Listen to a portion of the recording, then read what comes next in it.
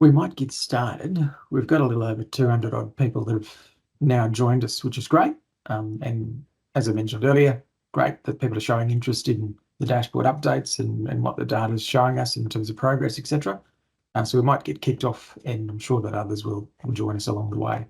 So thank you very much for joining us this afternoon. My name's Selwyn Button.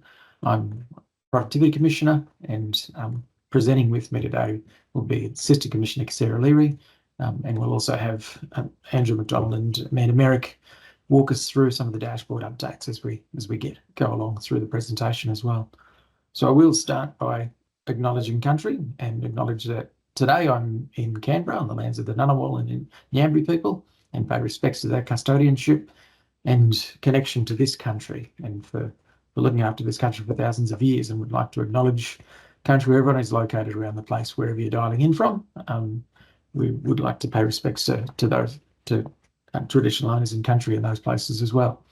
What we want to talk through today, again, is give a quick brief overview of our role in the Productivity Commission, and certainly what we undertake as part of the public reporting and accountability component of the National Close the Gap Agreement. Talk a little bit about the 2025 Annual Data Compilation Report and the July dashboard updates, give an overview of progress, talk about some of the contextual information that's gone into the dashboard, and certainly additional work that we've been doing at the Productivity Commission around underlying some of those pieces that go into explaining what goes into the data itself, and some of the other things that we think are necessary to consider in terms of the analysis of targets. There'll be a bit of a demonstration, as I mentioned. Andrew and Amanda will walk us through a bit of a demo, and then we'll talk about some of the future considerations. But if we start with our role, and certainly just a quick reminder, our role in the National Agreement, as spelled out in Section 9, the Public Accountability Framework, and there are a couple of components that sit in there specifically for the Productivity Commission. One is the update of the dashboard, which we will talk through and demonstrate some of the changes today. The second part of that process is then the Annual Data Compilation Report, which is released in July of each year, based upon progress and based upon updates where indicators have been updated. As you'll appreciate, not all indicators are updated annually, but where we do have updates on a regular basis, we'll make sure that those things go into the ADCR each year. And then the third important element of our work is then the Productivity Commission review. So the 3-year review that's already baked into the agreement. The last review report, as people would know, it was released in February 2024, and we're now working towards the commencement commencing our next review process to start in early 2026. So which would then look at ensuring that a report, in terms of timeliness, that there's a report that comes out in 27 to meet the timeframe of the 3-year review. Now I'll hand over to Sarah to run through some of the updates. Good afternoon, everyone, and thank you, Sal. I will be stepping you through some of the things that you'll see in our latest publications and updates just now, and thanks for listening along. We look forward to fielding your questions at the end. Well, look, understanding the diverse experiences of Aboriginal and Torres Strait Islander people across Australia requires so much more than just data alone. And our approach to monitoring progress against the National Agreement is certainly evolving at the Productivity Commission. We would like to thank everyone who has guided this journey so far, either through their feedback or engagement with the Commission and our products. We know they're among the most highly read publications in the Productivity Commission's portfolio. So looking at this year's Annual Data Compilation Report, it is the second year that we've combined the release of this annual report alongside a release of the Closing the Gap dashboard. In this year's ADCR, we have continued the themes that were introduced in 2024, and we've also transitioned our artwork to the second piece in that series. We'd really like to acknowledge and thank the terrific and talented contributions of Lani Bolzan, who has contributed artwork for this year's publication. In this year's release, we've also taken great care to present accurate and strengths-based reporting. You will see as well in the report that was released at the end of July that we're reporting on progress towards the targets, but there's also analysis and information for over 40 supporting indicators this year. This expanded contextual information helps us present a picture that is more than just the target headlines. The 9 theme summaries, or snapshots of themes in the report, particularly in section 2, bring together some of the key insights or analyses within each theme. In this year's report, you will also find details on state and territory progress. We note that while formal targets have not been agreed for each state and territory, we've included a summary of state and territory progress for each outcome area in the body of the report. This is also in section 2. This year we've also included a summary table in the appendix and a glossary to explain some of the key concepts discussed in our reporting.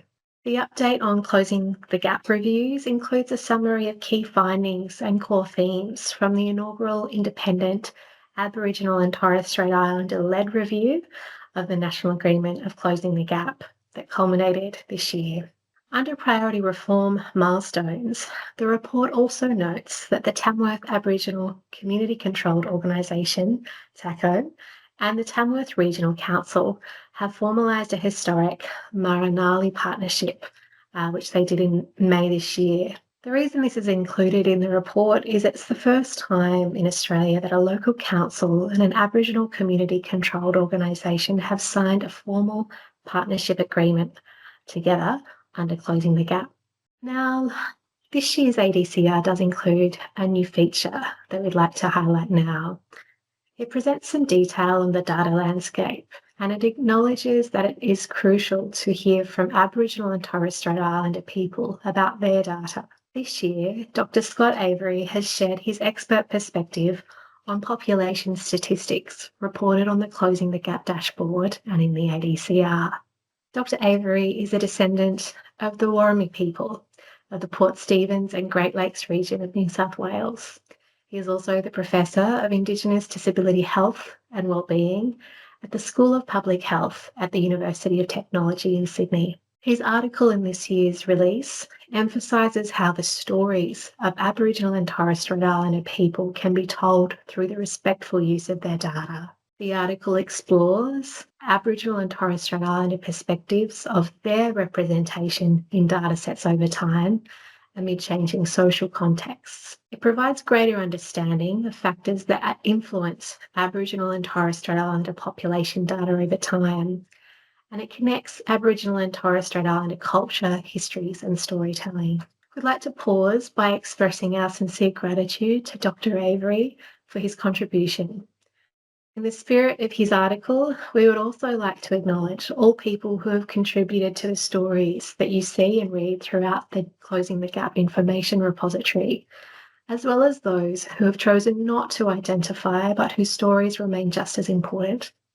Now, looking at the July dashboard release, it's certainly been a busy year. With the July update, we've added another historical and ongoing context piece, which we'll cover later in the presentation. Some of you might also recall that at the start of the agreement, all of the population-based targets and indicators were calculated using the ABS 2016 population estimates. In March this year, we commenced the transition from those 2016-based population rates to the more currently available 2021 rates. In this year's July release, this transition has now been completed with revised population rates for Target 3, preschool enrolment.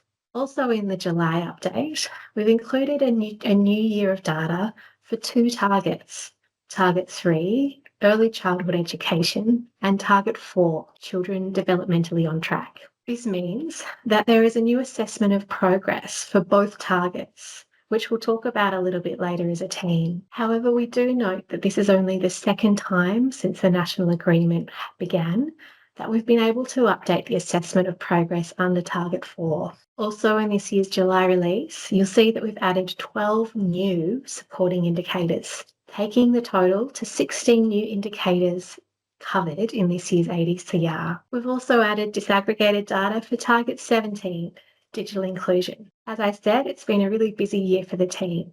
Over to you, Sal. Thanks, Sarah. And now if we go to progress against some of the targets themselves, and in the latest report, in the latest update, There is an update of 15 of the 19 targets, and if we then look at the 15 socio-economic targets with the data available, what we're seeing is that there's 4 targets that show good improvement and are on track, 6 targets showing improvement but not on track, 1 that's no change from the baseline, unfortunately 4 that are worsening, and still 4 that can't be assessed.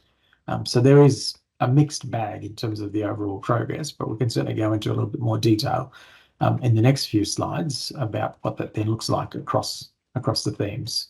And so the way that we've broken them down, and what you will see on the dashboard, is them, I guess, put into themes. And we think about the theme of health, wellbeing and development, which talks about life expectancy and healthy birth weights for Indigenous babies.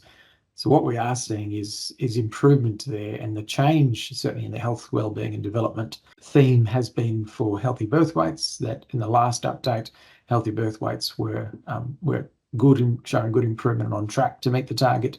Unfortunately, they've slipped back to the space. Whilst there's still improvement, it's not showing enough improvement to demonstrate it's on track to meet the target by the end of the agreement.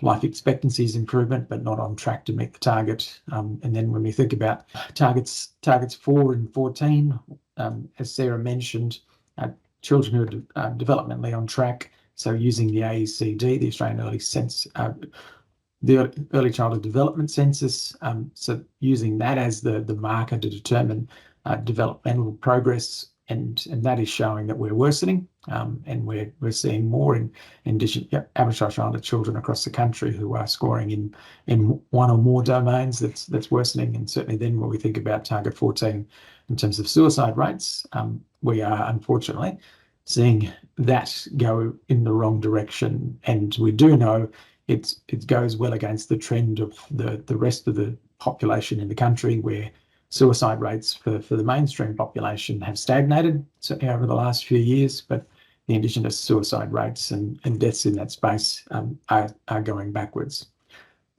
In the theme of families and kin, again, we are seeing a worsening target in respect of numbers of Aboriginal Islander kids in out-of-home care. The target in looking at family violence, we still have no new measures since baseline, but what we do know in that space is that when we think about some of those supporting indicators, the supporting indicators that we do use do contribute to give us an understanding of what needs to happen, or the things that are required in that space. And some supporting indicators, I guess, that we use to give you a bit of an indication of the types of data that go into and then thinking about what are some of the responses that are required. So we do look at measuring things like hospitalisation rates for domestic and family violence for both women as well as children. So it's getting a broader understanding of those sorts of things to determine what's necessary in the space of family violence. When we look at education and training domain, we are seeing some, again, improvement in terms of numbers of Aboriginal Islander kids who are attending school or are enrolled in preschool in the first full year before schooling. But again, if we think about the direct correlation with the health, wellbeing and development domain, and those children who are developmentally not on track and across a number of domains, we've got to then think about ensuring that whilst we're getting more kids to school, what are we doing in terms of the response that's required to ensure that they're getting the quality service and quality education and care that's needed to ensure that we're addressing the vulnerabilities that exist at that earliest possible time. The education space then certainly looking at things like year 12 attainment and equivalence for and moving to looking at further education and training and those that are engaged in employment and education. Those things are showing improvement, certainly not on track to where we want them to be, but we're still continuing to see some green shoots in the sense of what that looks like across the board. Then if we go into other themes in terms of housing, so at the moment what we're seeing in terms of overcrowded housing is that we are seeing is improvement, certainly not on track, but improvements across the board. There's still no measure that's available for us in relation to looking at infrastructure and critical infrastructure in remote areas for connecting to housing in terms of water infrastructure, etc. So waste and sewage, so those sorts of things. We still have no measure, which is why target 9 sits the way it does. Economic participation, so we're seeing continued increases in the numbers of people in Aboriginal people employment rates. The unfortunate one in the justice theme, again, we talked about incarceration rates, those continue to worsen. And certainly when we think about incarceration rates and what does that look like in terms of supporting indicators, we do know using the data to focus on the supporting indicators. And where we're seeing those rates worsen, what we are also seeing is increase in things like which give us an indication of progress. We are seeing an increase in the numbers of Aboriginal Islander people who are coming into contact with the police and interactions and arrests with the police. We're also seeing an increase in the number of Aboriginal Islander people who are incarcerated on remand, who are unsentenced, and that certainly is a large proportion in the juvenile justice rates. And there's a large proportion of young people who are in youth detention who are unsentenced. So it's getting an understanding of the full picture that feeds into those broader targets is what we can do through the entire process and the work that happens in the dashboard to make sure at least it provides some contextual information to think about when determining what the relevant interventions are. As we mentioned, digital inclusion, we haven't had assessment against progress since since we've had the target itself, and where we do see good progress across the board is in relation to what's happening in the native title space and certainly in the conversations that exist between traditional owners and state and territory governments where land handbacks are occurring. So the rights and interests to land and sea and water rights, those things are increasing and showing good improvement to be on track. And again, the languages survey is something that's still we don't have any data since the baseline to determine progress around what's the culture and language and access to language. If we think then about the overall improvement, and whilst we can give an indication to show where targets are improving across jurisdictions or worsening or there's no change, the targets that are sitting on the dashboard themselves are national targets. We don't set state and territory targets, but certainly it is something that state and territories then think about in their own jurisdictional implementation plans to determine, is there a need to focus on what that looks like? But certainly what we do as part of our process is provide a snapshot through this table that gives an indication of showing what performance looks like across states and territories for them to then start to have some consideration about where they need to pay attention to. And what I might do, and certainly if we look at some of the indicators and where we can see continued worsening targets, they're the sorts of things that we want to make sure at least we're putting a bit of a spotlight on and having direct discussions with states and territories, but certainly paying attention to in a way that gives some context to what's going on in those spaces. And what I will do, because as you can see, some of those things are certainly continuing to worsen, what I will do is to hand to Sarah to then talk through, I guess, what that looks like, certainly in the adult in prison, where those areas are, where we're seeing, I guess, the issues around worsening targets. So, and for those online, we are aware that the following information may be sensitive for those of us who have had family or community members impacted by the justice system. So please do take a moment if you need and return to us when you feel ready. So here we would like to talk a little bit about what we're seeing in incarceration and out-of-home care, both nationally and across all jurisdictions. All of the states and territories continue to show worsening outcomes for Aboriginal and Torres Strait Islander people in youth justice, adult imprisonment, or out-of-home care. This is an alarming trend, and it's one that we've seen for successive years. Recent changes to the minimum age of criminal responsibility in some jurisdictions may also perpetuate this trend.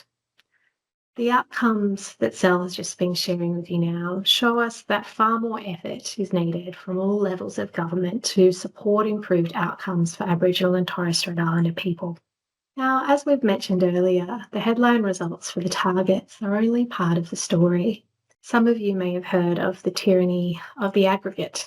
This is because progress towards the targets under the agreement are reported at a national level, which obscures the different experiences of Aboriginal and Torres Strait Islander people in different regions and within specific communities. The local experience can look diametrically different to progress or priorities at the national level. This is why the dashboard and the ADCR provide breakdowns of the data, or disaggregations, which can provide more insights into the outcomes and experiences in different regions and population groups, highlighting areas of progress and where greater effort is needed.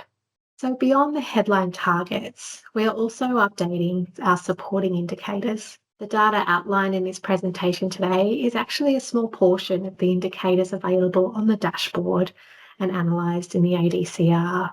The Productivity Commission works with parties to the national agreement to specify and develop the supporting indicators named in the agreement, expanding the range of indicators that we report on each year. We currently have 54 of 164 indicators outlined in the agreement available for you to analyse and review on the dashboard. We have introduced 16 supporting indicators to the dashboard in 2025, as well as the ADCR, as we highlighted earlier in the presentation. And as the mix of drivers and contextual information expands, greater information is available for you and your communities to understand the factors that underpin each of the targets. It's here where I'll now invite my colleagues, Andrew and Amanda, to demonstrate how to access some of this data and some of these stories within the information repository. Thank you, team. So thank you. Yes, we just thought we'd take the opportunity to present some of the information and details that's available on the dashboard for you to do your own research. As you come in, you'll arrive usually at the information repository homepage, and from there you can navigate to the dashboard for the latest available data, or the annual data compilation report, where you see the update each year, and the latest one just come out, giving that descriptive analysis of the data that's available on the dashboard. Today we'll just show a couple of the outcome areas where we have updated data and some of the analysis that you can do. And I'll hand over to Amanda to talk at the moment about what we're seeing in outcome area 3. Thanks, Andrew. Nationally, the proportion of Aboriginal and Torres Strait Islander children enrolled in year before full-time schooling early childhood education is increasing, and the target of 95% is on track to be met. And as you can see, in 2024, 94.2% of Aboriginal and Torres Strait Islander children in the year before full-time schooling cohort were enrolled in a preschool program. And you can also see that it's higher than the baseline year of 2016, when 61.3% were enrolled in a preschool program. Now, beyond the national target, we do know that outcomes are diverse amongst various populations, and they have improved, and that enrolments have improved amongst almost all jurisdictions. As Sel mentioned, while there are currently no state and territory targets, progress made in each state and territory does contribute to the national outcomes. And you can see that the proportion of Aboriginal and Torres Strait Islander children enrolled in a preschool program has increased across every jurisdiction from 2016 to 2014, except in the Northern Territory. Now, there are supporting indicators that also provide a fuller picture of the story to be told. And for here, we have some context around early childhood education services, access, availability, and governance. And you can find those, as you can see there on the left-hand side, under the target information as well. So indicator 3A can help us interpret the intensity of participation when attending preschool, and 3B will tell us about service providers. But let's dive into 3A. So Aboriginal and Torres Strait Islander children have spent more hours in preschool.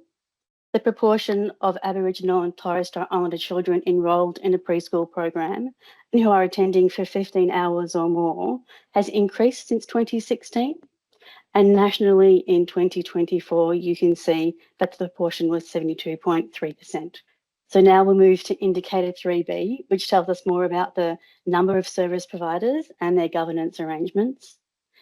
And you can see that the number of community-controlled early services has continued to grow, and it's increased year on year since 2016. In 2024, there were 107 Aboriginal and Torres Strait Islander community-controlled early years services. And for Victoria and the ACT, that is 100% of integrated early years services were community-controlled. And now I'll pass over to Andrew, who will talk to you about outcome 4.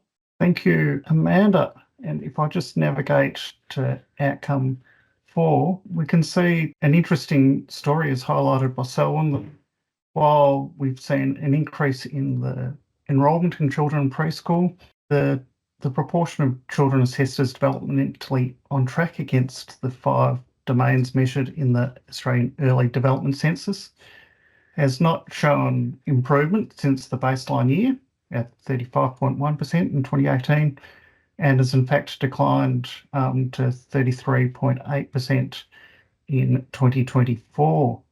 And we can see again that there's differences across the states and territories, with there's been a worsening in jurisdictions such as New South Wales, Western Australia, Tasmania, ACT, NT, but improvements in Queensland and Victoria, while the trend for South Australia shows no change since the baseline year. As we've said, outcomes vary within the Aboriginal Torres Strait Islander population.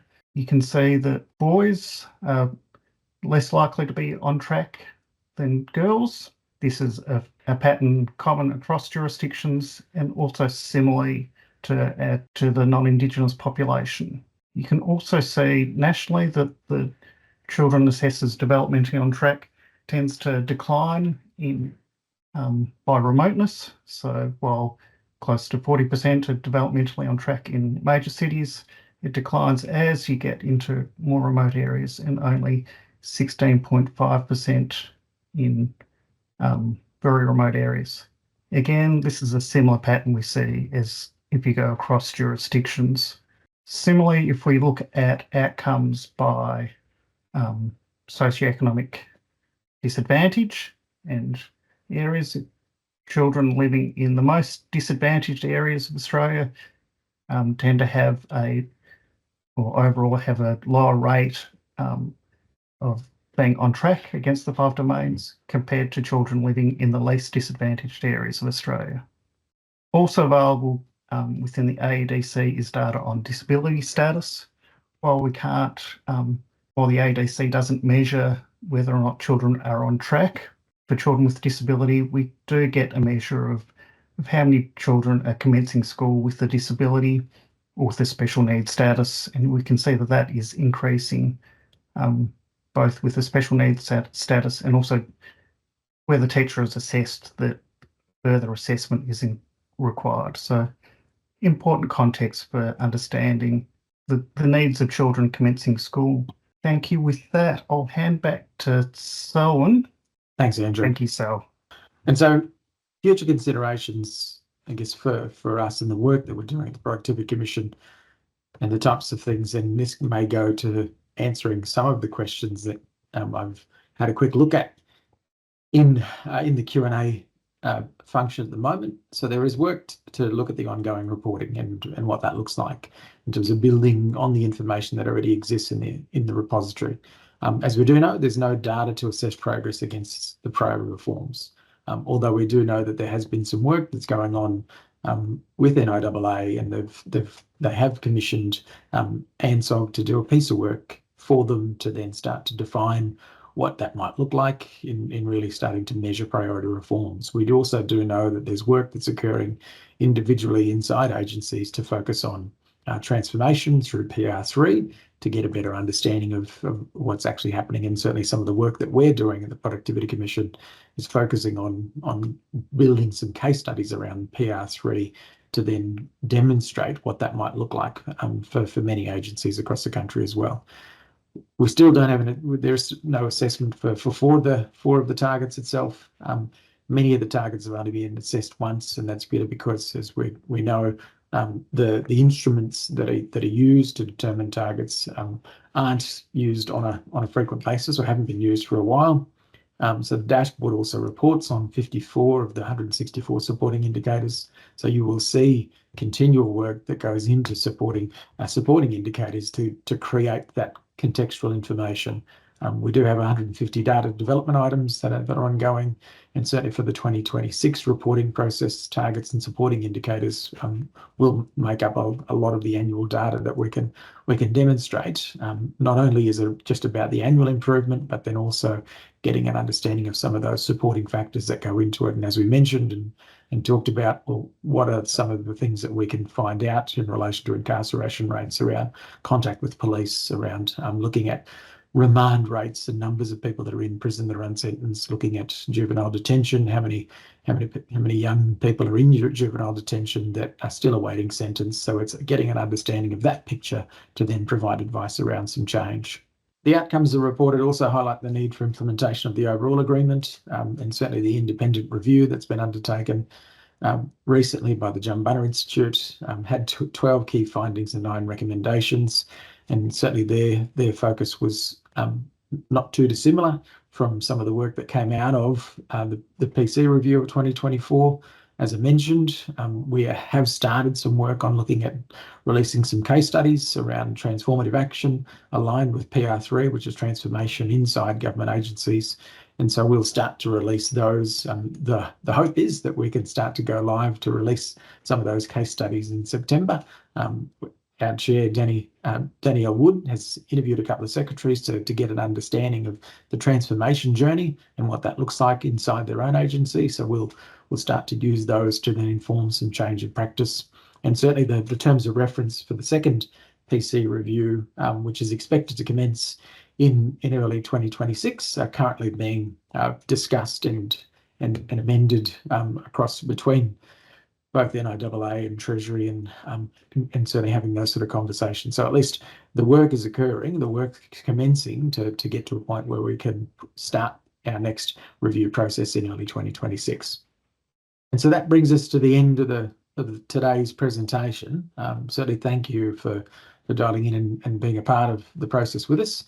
What I will do is, before we finish up, obviously we can then go to some of the questions and make sure at least we can answer those things along the way as well. There's a question from Rowena in relation to the linkage between the Close the Gap data and the ROGS data. And yes, obviously, because the ROGS team and the CDG data team, we're all part of the one organisation.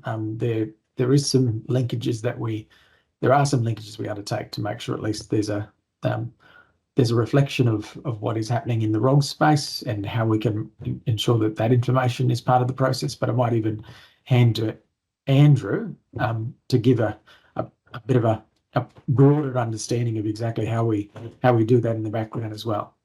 Certainly, yes. Where we report the same data or indicators, we work very closely to ensure that we have consistency there. I think Rowena may also be pointing to the fact that there's data within the report on government services that is important for understanding government service delivery for Aboriginal and Torres Strait Islander populations. That's not always reported on Closing the Gap, but it remains an important part of understanding the entire landscape of Aboriginal and Torres Strait Islander people in progress and their relationship with government. I think there's more, as always, we can do to bring some of this information together for people, but we're certainly conscious of that fact, and we'll work and support people to make that where it's not clear on the sites. Thanks, Andrew. And while you've got the floor, Matt, we might continue. The other question the next question that's in there is in relation to the difference between the Close the Gap reporting and the Aboriginal Australian Health Performance Framework. And to put it simply, I guess the Health Performance Framework, from my perspective, which is developed through the Australian Institute of Health and Welfare, has been around for a while. But it's certainly the difference is the frameworks existed, and the framework captures a much broader set of indicators that the AHW reports on a regular basis. But also we do have the CTG reporting, which is attached to the national agreement. And so I'll let you expand on that one a little bit as well, mate. Thanks, Sal. And to be honest, I think you've hit the nail on the head to some extent. There are areas of overlap between the two frameworks, because obviously the Health Performance Framework does cover a broad range of issues, not just directly health measures, but socio-economic factors that influence and impact health outcomes. So there'll be, or there is a number of indicators that you can see reported on both the Closing the Gap and the Health Performance Framework. They're separate exercises. We're very much responding to what's in the National Agreement on Closing the Gap, but we do work with our colleagues at Health and Australian Institute of Health and Welfare to ensure that we've got some consistency in our approaches and reporting. Sorry, Sarah, did you want to add as Look, well? I'm actually happy to take the question from, I think it's Mars Banu around the PR3, if that's okay with you, Sal? Yep. Lovely. We're really pleased to be in the warm-up phase of our next review of the National Agreement. We're hoping that review will kick off early next year. For the question in focus here is, how is PR3 coming along inside the New South Wales Government? As part of our next review, we will be looking at the priority reforms and assessing government's performance, just as we did in our last review that was published in February last year. Our research team have also been very busy this year preparing case studies of pockets of good progress and good practice at the jurisdictional and federal level in honouring the priority reforms.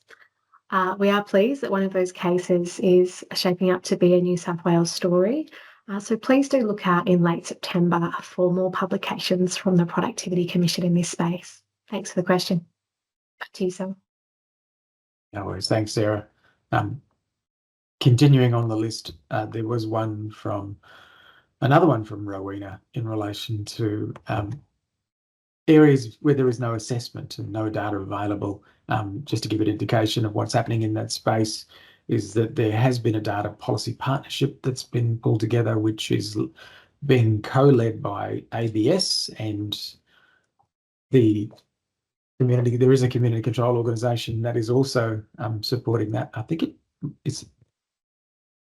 Don't want to. New South Wales Capo. I thought it was New South Wales Capo, but yeah, thank you, Andrew. So all policy partnerships are co-chaired by a government entity and one of the Coalition of Peaks members, and the data policy partnership is being co-led by ABS and New South Wales Capo, and they have started conversations and discussions about focusing on data development items and where there are data gaps. So that we should see more happening in that space, certainly throughout the year and early into next year, because they've now pulled together the data policy partnership to focus on that work. There's a question in relation to modelling around minimum age of criminal responsibility to 14 years in states and territories, and investing in community-led health first justice reinvestment programs and the impact this would make. Great idea, Kate. It isn't something that we're doing at this point, but certainly it is. I think it would be something that would benefit to give an understanding of what that might look like if there was a way of looking at undertaking that sort of modelling to look at criminal responsibility. I know that there's been much conversation, and certainly my understanding is that the Standing Committee of Attorney Generals had a meeting, I think it was last week, that Minister McCarthy also went along to and had a conversation about this issue and about the incarceration rates. So certainly some conversations that are already happening to focus on the increasing incarceration rates for Aboriginal and Torres Strait Islander people across the country. Here's one that I might hand to you, Andrew. The statistical significance considered when assessing progress against targets. Thanks, Sal. And I've just popped in a comment. Hopefully that comes up. But I've provided a link to the How to Interpret the Data page, where there's is a summary of what are assessments of progress, and there's a further link within that to the method for estimating assessments of progress. The basic approach we take is to do a regression model to determine the slope, the trend in progress, and in part of that there is a test of statistical significance within the method. But without getting into the details today, if you want to get into the details of that, please have a look at that site, and if you have further questions, please contact us. Thanks, Andrew. When we'll see updated implementation plans released? They expired last year. So our understanding is that implementation plans are something that are put on the table through PWG and Partnership Working Group and Joint Council on a regular basis. And those have been up. Many of them are actually then placed upon the website. There is a website that I think it's the Coalition of Peaks and NIAA host, which is a website just for the agreement, which contains the updated implementation plans. So my understanding, those things are referred to in terms of updates on a regular basis through both PWG and Joint Council. Well, there's a great question here from Jocelyn, actually, saying great minds. We might be able to direct her to some of the options and platforms available. Great. Jocelyn, there are some really useful tools that you can use to dig a little bit deeper at the local government level. I'm just looking at one at the moment, the Data by Region platform that the ABS, the Australian Bureau of Statistics, publishes is one, and you can search via local government area, local council, and via Indigenous structures. There's also a terrific tool, Andrew, that you might like to share with Jocelyn at a later date. RIFIC might be another platform that might be of interest. Yes, and I have provided a link to a page we've got on our site where we provide those direct links to both the Regional Insights for Indigenous Communities, RIFIC, and the ABS Data by Region. Both those have small area and where they can local government area data for some of the for several of the targets we report on the dashboard. But happy again, Jocelyn, if you want to reach out, we can speak to you more about what might be available for Tamworth. And the next question there, Andrew, is around the use of CIFA data and determining disadvantage. And yes, we use CIFA, the index of disadvantage. There's 4 indexes, but that's the one we generally use. Thank you.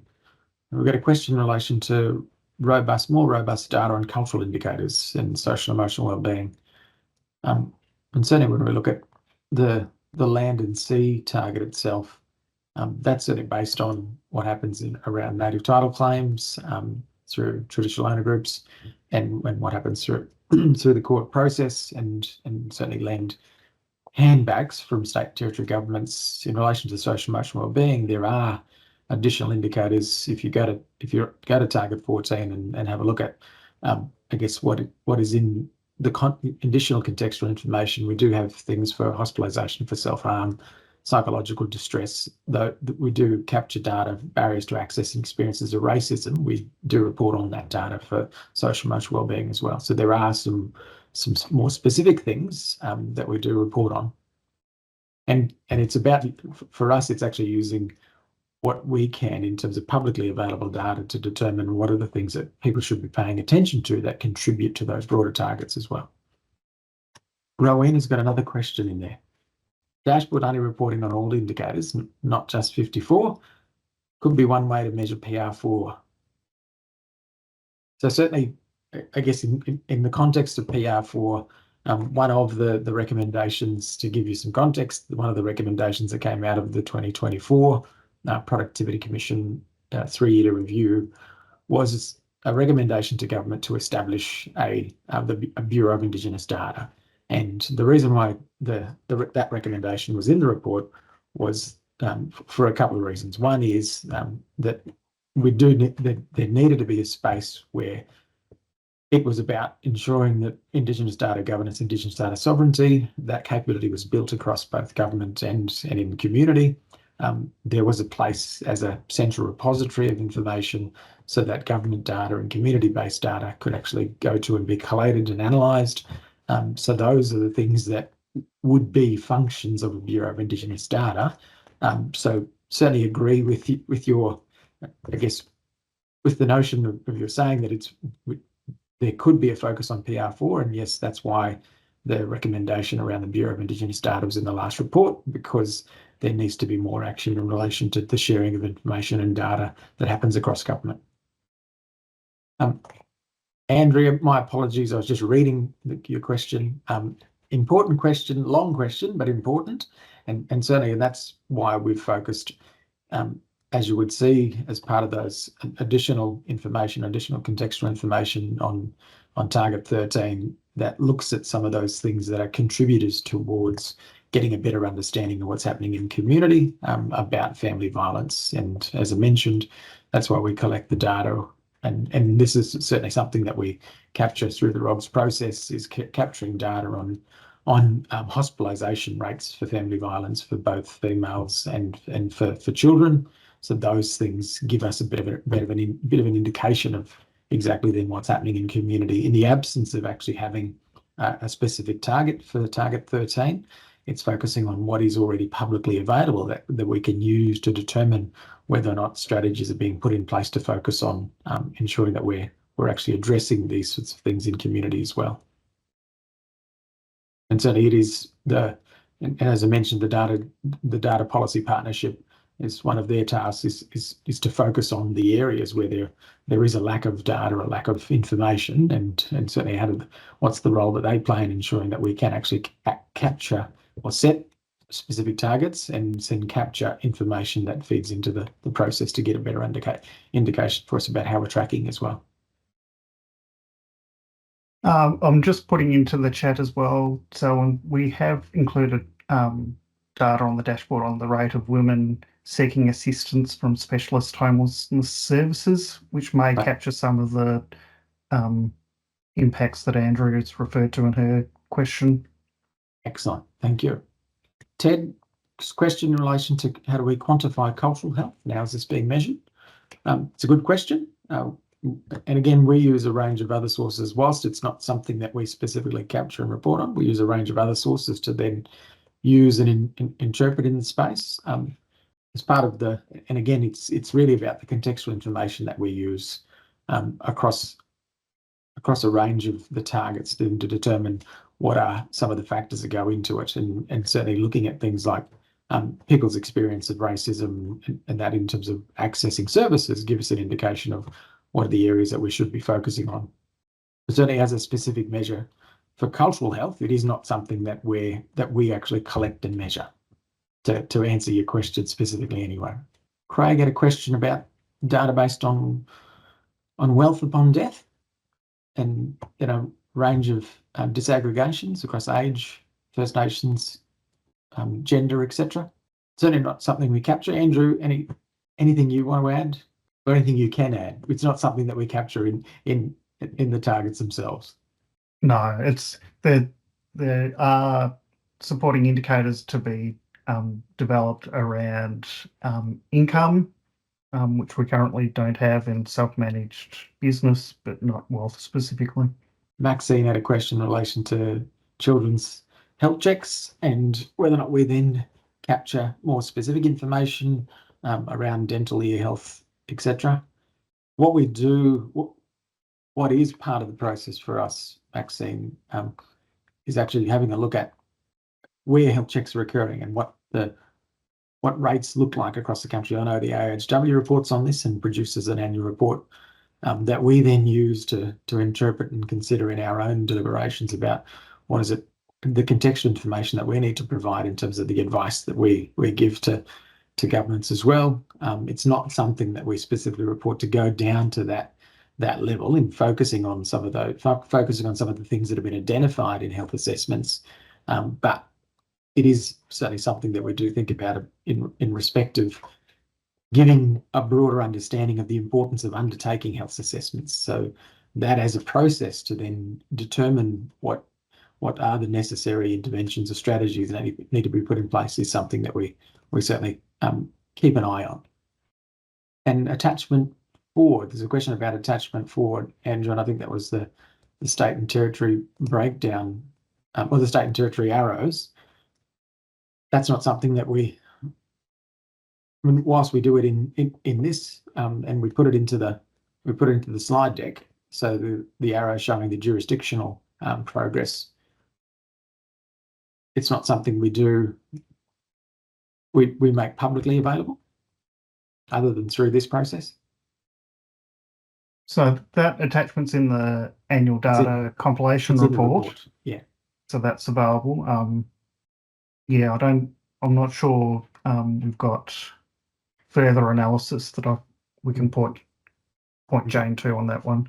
Yeah. Other than Jane, on the dashboard itself, where you can actually click on ACT as a jurisdiction where ACT data is available against all of the targets to give you a bit of an indication of what ACT progress looks like and its comparison then with the national trend.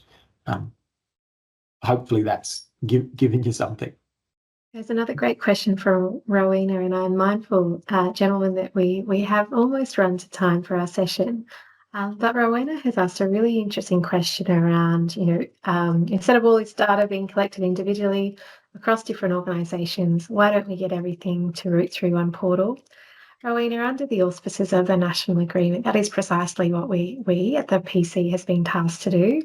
As you can imagine, building the Closing the Gap information repository is a big construction effort. We're about a third of the way there, and as Andrew and Sel have flagged, there are a number of supporting indicators that we will be building out gradually over time. And then there's also a lovely question up front around, asking around, are there any standards, Mandina asks, when the government departments are allowed to claim they are achieving CTG outcomes when they are not directly reporting against them? Again, this is really important. This is a really important part of the PC's independent functions. We are aware that all departments and indeed jurisdictions will have their own reporting aspects for closing the gap outcomes in their patch, but it's really the annual data compilation report that we release each year and the regular updates to the dashboard that capture that kind of factual basis for outcomes nationally. So please do follow on our work as we both build out this incredible tool to its full maturity through to 2030. Now, for other questions, Selwyn, I'd be very comfortable supporting and fielding any further queries that come through from attendees who have attended this session. And Andrew, I know you've already been very generous in providing links. Are there any other questions in chat that you'd love to just touch base on quickly before we wrap up? Yeah, look, there's one in there that I think I might actually ask you to talk to, Sarah, because it's certainly something that we've done some work on at the PC is around the use of data sovereignty principles in our work. Absolutely. We're just as committed to reviewing our own performance and keeping ourselves accountable for the work as we do in our national reviews. I think the Indigenous data sovereignty piece is something that we're very much on a journey with ourselves at the PC. We're in the process of developing our mandatory reporting under the National Indigenous Australians Agency's Governance of Indigenous Data Framework, and we look forward to publishing that material once available to the community later this year. We also work very closely with the Coalition of Peaks and Joint Council to ensure that there is a cultural safety layer to the data that's presented on the dashboard. And as we highlighted earlier in this presentation, we've come a long way in our evolution as an organisation in showing the story behind the data, the ongoing and historical context that sits behind so much of the work that we publish. So please do continue following our work and keep an eye out for the PC's Governance of Indigenous Data Framework and Implementation Plan once available. Thanks, Sarah. We might wrap it up there, and certainly those additional questions that have come in, what we will do is to make sure at least we can respond to them, given that we've got them in the chat function, so we can actually still respond to make sure that the information goes back to those that we haven't been able to get to today. But certainly want to thank everyone and appreciate those that have joined us this afternoon for the session.